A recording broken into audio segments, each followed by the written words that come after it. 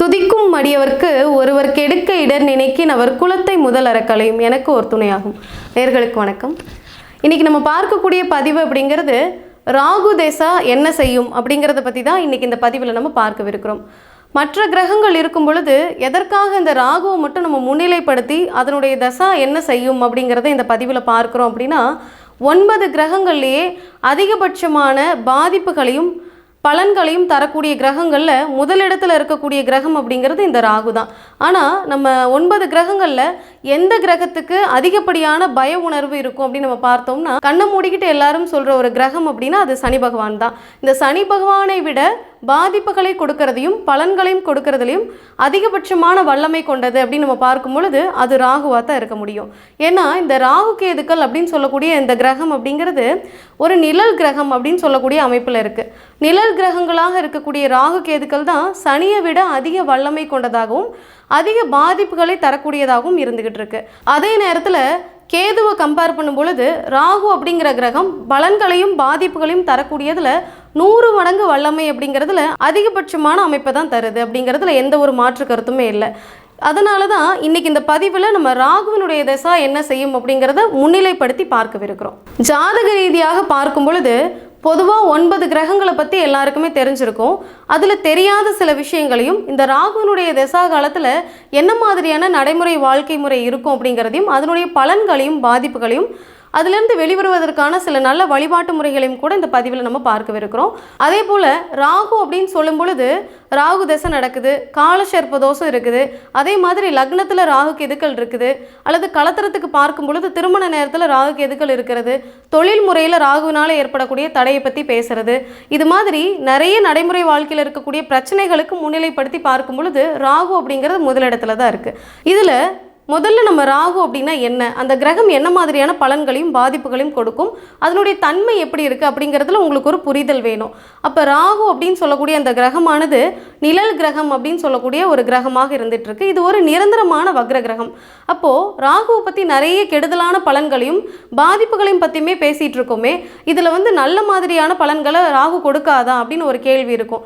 கண்டிப்பாக ராகு அப்படிங்கிற கிரகம் நல்ல மாதிரியான பலன்களையும் நடைமுறை வாழ்க்கையில் மிக யோகமான பலன்களையும் கொடுக்கும். ஆனால் அது எந்த மாதிரியான ஜாதகத்தில் அப்படிங்கிற ஒரு சில கேட்டகரிஸ் இருக்குது. அப்படி நம்ம பார்க்கும் பொழுது சில ஜாதகங்களுக்கு மட்டுமே ராகு அப்படின்னு சொல்லக்கூடிய இந்த கிரகம் யோக பலன்களை கொடுக்கவிருக்குது. இது எப்படி நம்ம ஜாதகத்தில் கண்டறியறது அப்படின்னு நம்ம பார்க்கும் பொழுது, ராகு அப்படின்னு சொல்லக்கூடிய அந்த கிரகமானது இன்னொரு வக்ர கிரகத்தோடு தொடர்புடையதாக இருக்கும் பொழுது கண்டிப்பாக யோக பலனை தருது அப்படின்னு நம்ம சொல்கிறோம். இது எப்படி அப்படின்னு நம்ம பார்க்கும் பொழுது, உதாரணத்துக்கு குரு வக்ரமாக இருக்குது, ராகு அதனோடு சேர்ந்துருக்கு அப்படின்னா கட்டாயமாக நல்ல ஒரு பலன்களை கொடுக்கும். இது எப்போ கொடுக்கும் அப்படின்னு நம்ம பார்த்தோம்னா, ராகுனுடைய தசாபுத்தி காலத்திலையோ அல்லது குருவினுடைய தசாபுத்தி காலத்திலையோ கண்டிப்பாக நல்ல பலன்களை கொடுக்கும். யோகமான காலகட்டமாகவும் அது இருக்கும் அப்படின்னு சொல்லலாம்.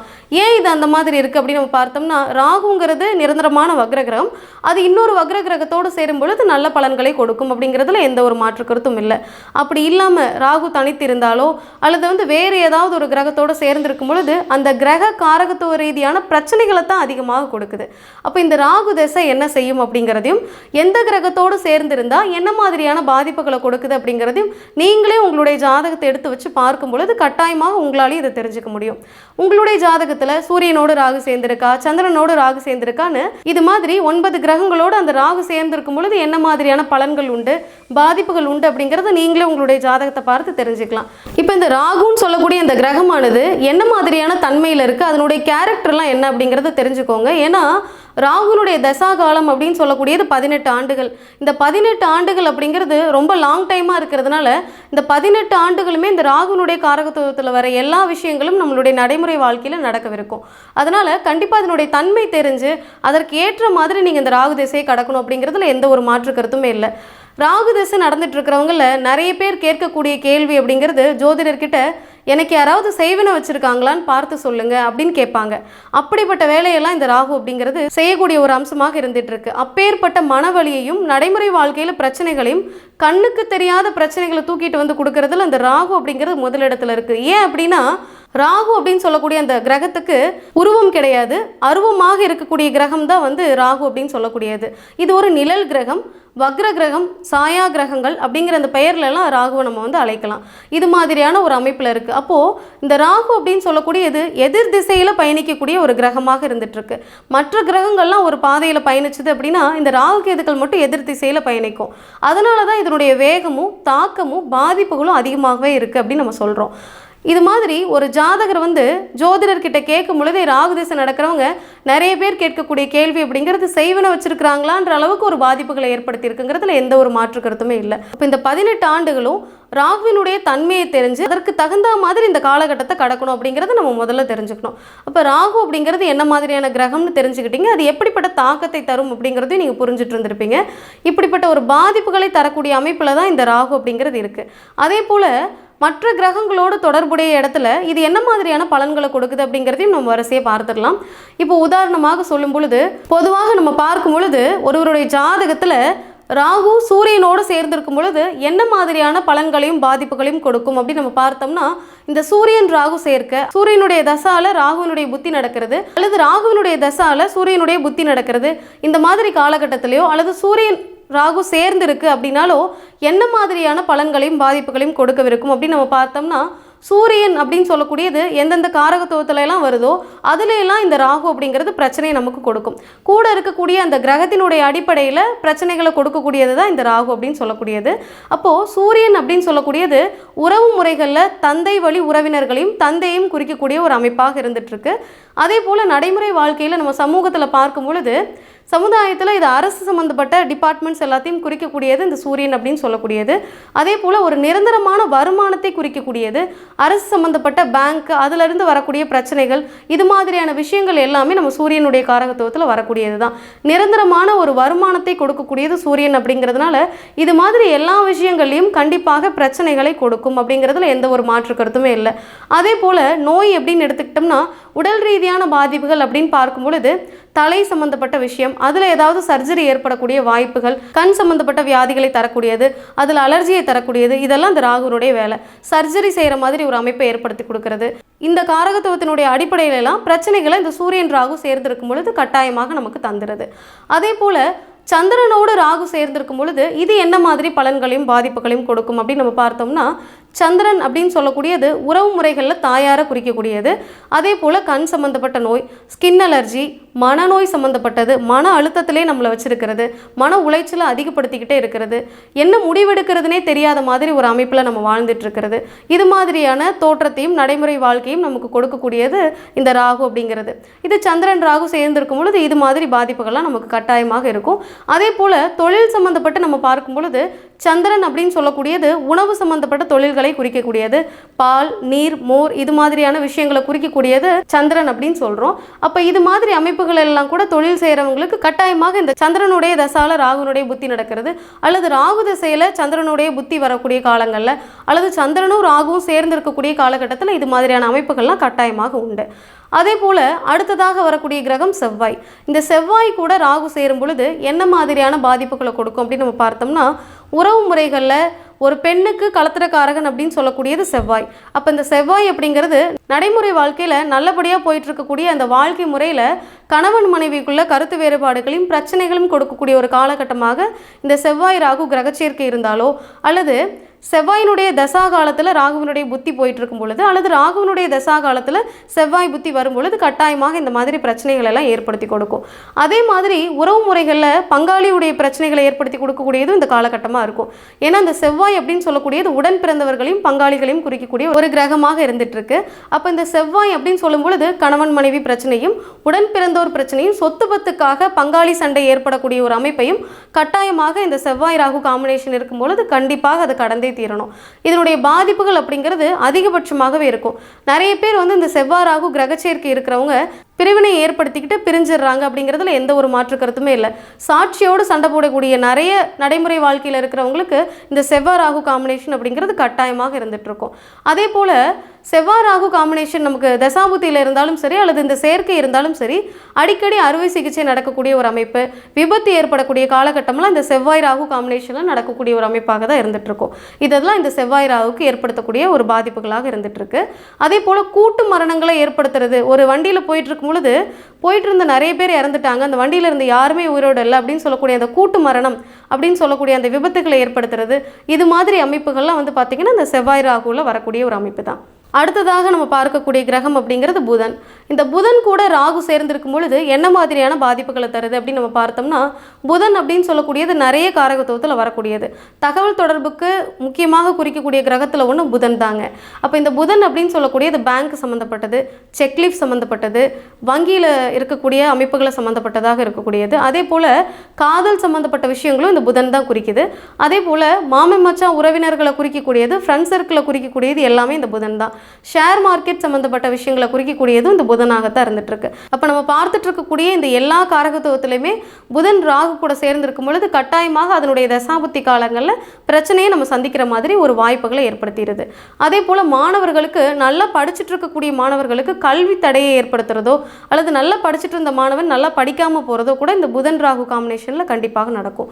அதாவது ராகுனுடைய தசா காலத்தில் புதன் புத்தி வருது, புதனுடைய தசா காலத்தில் ராகுவனுடைய புத்தி வருது, அல்லது புதன் ராகு சேர்க்கை அவங்களுடைய ஜாதகத்தில் இருக்குது அப்படிங்கிறப்ப இந்த மாதிரி பாதிப்புகள் எல்லாம் கட்டாயமாக கொடுத்துரும். அடுத்ததாக நம்ம பார்க்கக்கூடிய கிரகம் குரு. இந்த குரு கூட ராகு சேரும் பொழுது என்ன மாதிரியான பாதிப்புகளை தரும் அப்படின்னு நம்ம பார்க்கும் பொழுது, குரு அப்படின்னு சொல்லக்கூடிய இந்த கிரகமானது பணம் சம்பந்தப்பட்ட, அதுவும் பெரும் பணம் சம்பந்தப்பட்ட விஷயங்களை குறிக்கக்கூடியது. அதே போல் சுப நிகழ்ச்சிகள், மங்களகரமான எல்லா விஷயங்களையும் குறிக்கக்கூடியது இந்த குரு தான். குழந்தை சம்பந்தப்பட்டது, இது மாதிரியான அனைத்து விஷயங்களையும் குறிக்கிறது குருவாகத்தான் இருந்துட்டு இருக்கு. குருவினுடைய காரகத்துவங்கள் அதிகம். அப்போ இது மாதிரியான விஷயங்களோடு ராகு சேரும் பொழுது கண்டிப்பாக பணம் சம்பந்தப்பட்ட விஷயங்களை, முக்கியமாக பொருளாதாரத்தில் மிகப்பெரிய ஒரு அடியை சந்திக்கிற மாதிரி ஒரு வாய்ப்புகளை ஏற்படுத்திடுது. ஏன்னா பெரும் பணம் அப்படின்னு சொல்லக்கூடியது இந்த குரு. அப்போ குரு ராகு சேர்க்கை ஏற்படும் பொழுதோ, அந்த காம்பினேஷனில் தசாபுத்தி நடத்தும் பொழுதோ அல்லது சேர்க்கை இருக்கும் பொழுதோ கண்டிப்பாக அவர்களுடைய சேவிங்ஸ்லேருந்து பணத்தை எடுத்துட்டா திருப்பி அதை பேங்க் அக்கௌண்ட்லேயோ அவங்க பேக்கெட்லேயோ வைக்க முடியாத அளவுக்கு ஒரு பிரச்சனைகளை இது ஏற்படுத்திடுது. ஜாமீன் கையெழுத்து போட்டு நம்ம வம்பு வழக்குகளில் மாட்டிக்கொள்ளக்கூடிய ஒரு சூழ்நிலைகளை இந்த குரு ராகு சேர்க்கை அப்படிங்கிறதும் இந்த காம்பினேஷனும் ஏற்படுத்தி கொடுக்குது.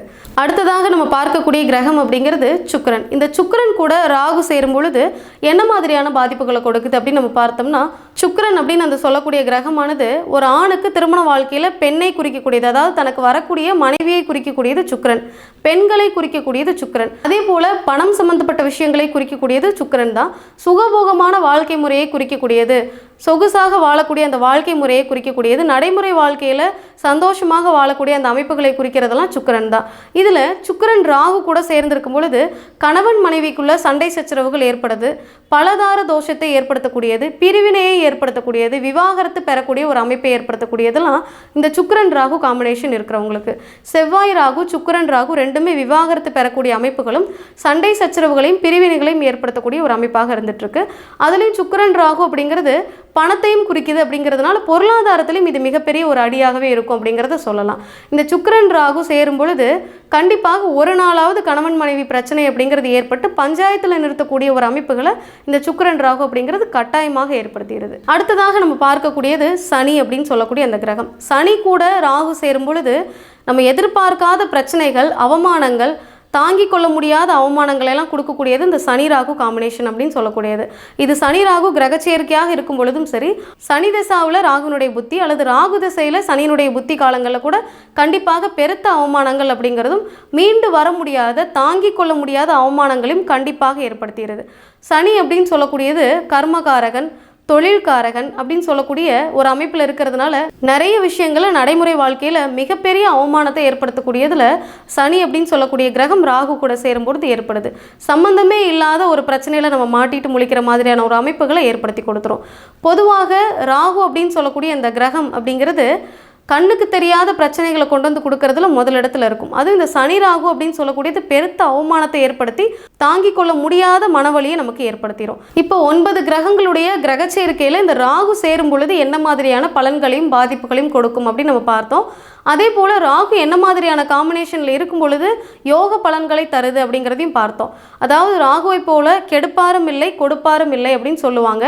ஏன் இதை அப்படி சொல்கிறாங்க அப்படின்னா, யோக பலன்களை தரக்கூடிய ராகுவாக இருக்கும் பொழுது ஜாதகத்தில் கண்டிப்பாக அந்த ராகு தசை 18 வருஷத்தில் மிகப்பெரிய வளர்ச்சிக்கு போனவங்கலாம் நிறைய பேர் இருக்காங்க.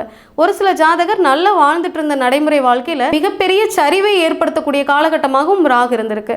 அதனால் உங்களுடைய ஜாதகத்தில் ராகு வந்து யோக பலன்களை கொடுக்கக்கூடிய ஒரு அமைப்பில் இருக்கா அல்லது பாதிப்புகளை தரக்கூடிய அமைப்பில் இருக்கா, என்ன மாதிரியான கிரக சேர்க்கைகள் இருக்குது அப்படிங்கிறத உங்களுடைய சுய ஜாதகத்தை அனலைஸ் பண்ணி அதற்கு தகுந்த மாதிரி ராகுனுடைய வழிபாட்டு முறைகளை மேற்கொள்ளும் பொழுது கட்டாயமாக நம்மளும் ராகுனுடைய பிடியிலிருந்து தப்பிக்கிறதுக்கான வாய்ப்புகள் அப்படிங்கிறதும் நல்ல அமைப்புகளையும் நம்மளாலையும் ஏற்படுத்தி கொள்ள முடியும். பொதுவாக நம்ம பார்க்கும் பொழுது ராகுனுடைய தசாபுத்தி காலங்களில் எதிர்பார்ப்புகளை குறைத்து கொள்ளணும் அப்படிங்கிறதுல எந்த ஒரு மாற்று கருத்துமே இல்லை. இது பிரம்மாண்டமாக ஒரு யோசனை கொடுத்து தொழிலையாக இருக்கட்டும் அல்லது சுப நிகழ்ச்சிகளையாக இருக்கட்டும் பணத்தை பெருமளவு செலவு பண்ண வைக்கிறதுல, பிரம்மாண்டமாக ஒரு விஷயத்தை முடிவெடுத்து ஆலோசித்து அதை செயல்படுத்துறதுல ராகுக்கினை வேறு எதுவுமே கிடையாது. அப்படிங்கிறதுனால ஆசைகளை அதிகமாக ஏற்படுத்தி கொடுக்கக்கூடிய தூண்டக்கூடிய ஒரு போகக்காரகனாக ராகு இருக்குது. அப்படிங்கிறதுனால முடிவுகளை இந்த காலகட்டத்தில் சரியாக எடுக்கணும். அதனால் ராகுனுடைய தசா புத்தி அல்லது அந்தரம் போயிட்டு இருக்கும் பொழுது யாராக இருந்தாலும் மிக கவனமாக முடிவெடுக்கணும் அப்படிங்கிறத கண்டிப்பாக நம்ம தெரிஞ்சுக்கணும். இதில் எந்த ஒரு மாற்று கருத்துமே இல்லை. உங்களுக்கு ஒரு வேளை ராகு தசா நடந்துட்டுருக்கு அல்லது ராகுனுடைய புத்தி நடந்துட்டுருக்கு அல்லது உங்களுடைய ஜாதகம் ராகுனால தான் சில கஷ்டங்களை ஏற்படுத்தி இருக்குது அப்படின்னா கட்டாயமாக நீங்களும் உங்களுடைய சுய ஜாதகத்தை அனலைஸ் பண்ணி அதற்கு தகுந்த மாதிரி சில வழிபாட்டு முறைகளை ஏற்படுத்திக்கோங்க. பொதுவாக ராகுவினால் ஏற்படக்கூடிய பாதிப்புகளுக்கு என்ன மாதிரி வழிபாடுகளை நம்ம மேற்கொள்ளலாம் அப்படின்னு நம்ம பார்த்தோம்னா, ராகு அப்படின்னு சொல்லக்கூடியது சர்ப்பம் அப்படின்னு சொல்லக்கூடிய ஒரு அமைப்பில் இருக்குது. அப்படிங்கிறதுனால புற்று வழிபாடை எடுத்துக்கிறது அப்படிங்கிறது மிகச்சிறந்த ஒரு நல்ல பலன்களை கொடுக்கும். இது அம்மன் கோவிலில் இருக்கக்கூடிய புற்று வழிபாடாக இருந்தால் சிறந்த பலன்களை கொடுக்கும் அப்படிங்கிறதுல எந்த ஒரு மாற்று கருத்துமே இல்லை. துர்காதேவி, காளி, கன்னிகா பரமேஸ்வரி இந்த மாதிரியான வழிபாடுகளை எடுக்கும் பொழுது கட்டாயமாக ராகு அப்படிங்கிறது நல்ல ஒரு வழிகாட்டும் அப்படிங்கிறதுல எந்த ஒரு மாற்று கருத்துமே இல்லை. இது மாதிரியான வழிபாடுகளை நீங்கள் எடுத்துக்கோங்க. உங்களுடைய சுய ஜாதகத்தை அனலைஸ் பண்ணி என்ன மாதிரியான நாள், கிழமை அல்லது நட்சத்திரம், திதியை ஃபாலோ பண்ணி வழிபாடுகள் எடுக்கலாம். அது யோகமான பலன்களை கட்டாயமாக உங்களுக்கு கொடுக்குமா அப்படிங்கிறதுல உங்களுடைய சுய ஜாதகத்தை அனலைஸ் பண்ணி கண்டிப்பாக நீங்கள் தெரிஞ்சுக்கலாம். இந்த பதிவு அப்படிங்கிறது கண்டிப்பாக உங்களுக்கு பயனுள்ள வகையில் இருந்திருக்கும் அப்படின்னு நம்புகிறேன். இந்த பதிவை உங்களுடைய நண்பர்களோடும் உற்றார் உறவினர்களோடும் பகிர்ந்து கொள்ளுங்கள். உங்களுடைய சப்போர்ட் எங்களுக்கு தேவை அப்படிங்கிறதுனால இந்த சேனலை சப்ஸ்கிரைப் பண்ணிக்கோங்க. உங்களுடைய கருத்துக்களையும் சந்தேகங்களையும் கூட நீங்கள் கமெண்ட் பாக்ஸில் தெரியப்படுத்தலாம். ஆன்மீகமும் தர்ம சிந்தனையுமே அவருடைய வாழ்க்கை பாதையை கட்டாயமாக மாற்றும். நன்றி.